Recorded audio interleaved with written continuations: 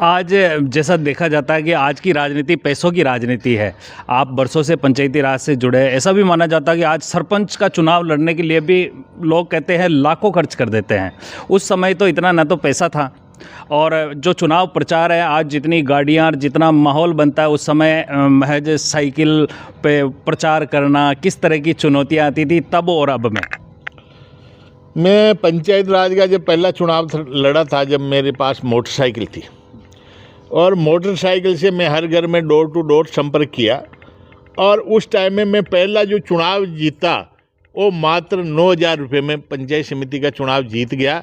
और उस 9,000 रुपये से भी वो थे जो केवल साधन लगाए कि भाई वोटरों का ट्रांसपोर्टेशन, कार्यकर छाप छपाई का काम, झंडे लगाना, वोटर लिस्ट लेना, ये छोटा चुनाव था। उसके बाद में मैं 2005 में उपप्रधान बना, जब मैं मुश्किल से मेरा खर्चा भी 11,000 के लगभग हुआ उपप्रधान तक का।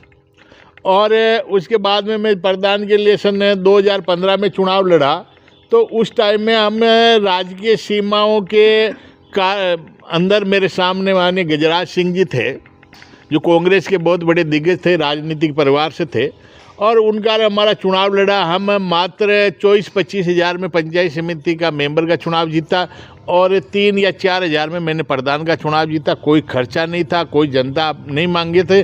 और आज भी मैं कहता हूँ कि मेरे हिसाब से तो मैंने कोई पैसा खर्च नहीं किया चुनाव में, मात्र नाम मात्र का चाय पानी का खर्चा बहुत था। काफ़ी पंचायतों में अभी है, सुनने में आता है कि साहब उस पंचायत में इतना खर्चा होगा, इतना खर्चा होगा। ये भ्रष्टाचार की प्रकाष्ठा। इतना खर्चा अगर जनता जनार्दन पे करके सरपंच बनेंगे तो ये पंचायत राज को एक तरह से डूबने का काम है।